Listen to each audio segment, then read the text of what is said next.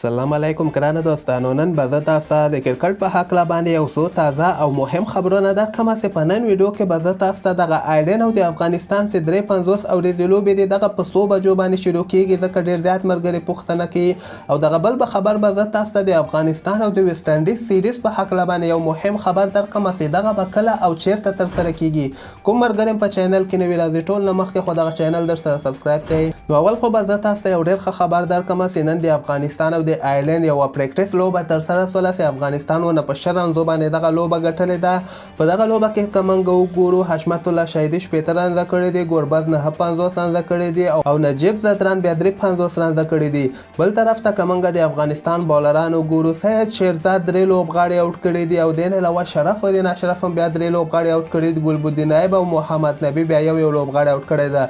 آیرلینډ 240 پورې دغه رنزونه رسولي دي او همدغسې ټول لوبغاړي اوټ شوي دي. افغانستان په 6 رنزو باندې دغه پریکټیس لوبه ګټلې ده. او بله لوبه به زه تاسو ته ووایم چې د دوبۍ او د آیرلینډ که چېرته هغه بله لوبه ترسره نه سي، نو بیا به افغانستان آیرلینډ سره یوه بله تمریناتي یعنې پریکټیس لوبه به هم ترسره کوي. او دې نه علاوه به زه تاسو ته ووایم چې د افغانستان او د آیرلینډ چې کومه اولنۍ 50 اوریزه لوبه ده دغه به 21 تاریخ باندې شروع کیږي. خو زه به دغه وختونه تاسو ته وښیم په ملي تلویزیون یعنې RTA باندې تاسو لایف کتلی سئ. او بل طرف ته امکان لري فیسبوک کې هم لایف سټریمینګ وي، یوټیوب کې هم تاسو لایف وکتلی سئ. او دغه وختونه به زه تاسو ته وایم چې سبایی کې د افغانستان په وخت باندې 10 بجې که خیر دغه د افغانستان او آیرلینډ لوبه شروع کیږي. دغه درې واړه لوبې چې کومې دي په همدغه 10 بجو کې که خیر شروع کیدونکي دي. او ښه خبر دا ده چې دغه لوبې به که خیر ترسره کیږي.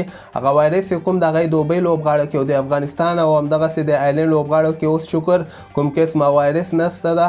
او بل به زه تاسو ته دغه T10 لیګ که موږ وګورو دغه 28 جنوري باندې شروع کیدونکی ده او دغه د ورځې 3 لوبې ترسره کیږي. او دغه وختونه به زه تاسو ته وښیم چې اولنۍ لوبه 6 بجې ده، دویمه 8 بجې ده، دریمه 10 بجې د افغانستان په وخت باندې که خیري شروع کیدونکي دي. هغه تیر کال که تاسو ته یاد سي همدغه ټایم باندې شروع سوي ول او دغه ورته چې کومې لوبې دي دغه هم همدغه ټایم باندې شروع کیږي. د افغانستان ډېر زیات لوبغاړي په T10 لیګ کې لوبې ترسره کوي. ډېر په زړه پورې ټورنمنټ هم داسې څنګه د افغانستان او د آیرلینډ دغه سیریز ختم سي بیا که خیر T10 لیګ شروع کیږي. ډېر ساتیره او دلچسپه ټورنمنټ شروع کیدونکی ده. د افغانستان شهزاد محمدي، رحمان الله ګوربز، نجیب زدران، قیس احمد، محمد نبی، مجیب زدران، وقار سلام، خیر کریم جنت، ډېر زیات افغان لوبغاړي په T10 لیګ کې اخیستل سوي دي. دې نه علاوه به زه تاسو ته د افغانستان او د ویسټ انډیز سیریز په هکله باندې یو خبر درکړم چې افغانستان کرکټ بورډ اوس دغه کوشش کوي چې دغه سیریز ترسره سي، ځکه هندوستان خپل شیډول اعلان کړ کال 2021 کې هندوستان افغانستان سره لوبې نه ترسره کوي. بل طرف ته سریلانکا بیا افغانستان سره یو سیریز په همدغه کال کې ترسره کوي.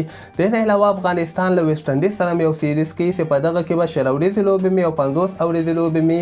اوس افغانستان کرکټ بورډ کوشش به کوي چې په دغه کې یوه ټیسټ لوبه هم شامله کړي. د افغانستان او د ویسټ انډیز کوم سیریز ده دغه به سپتمبر یا اکتوبر میاشتې کې به که خیر دغه سیریز ترسره کیږي. که چیرته په دغه کې استرالیا ورته تیار اوسي، استرالیا هم افغانستان سره لوبې کول غوښتل، نو بیا دغه 6 ورځې لوبې چې کومې دي دغه به ټرایونګولر سیریز ترسره کړي، یعنې استرالیا، ویسټ انډیز او افغانستان دغوی درې واړه به خپلو کې سره لوبېږي. دوه ټیمونه به فاینل ته وځي، هغه کې به بیا یو فاینل هم ترسره کیږي. که چیرته دغه سیسي نو ډېر زیات به دلچسپه سي. او که خیر د افغانستان ډېرې زیاتې لوبې په همدغه کال کې دي او افغانستان کرکټ بورډ ته پکار ده چې دوی کوشش وکړي چې هندوستان ګوره لوبې ورسره نه کړي. او بل طرف ته پاکستان هم شیډول اعلان کړی، پاکستان هم افغانستان سره لوبېږي، سریلانکا هم لوبېږي، ویسټ انډیز هم ورسره لوبېږي.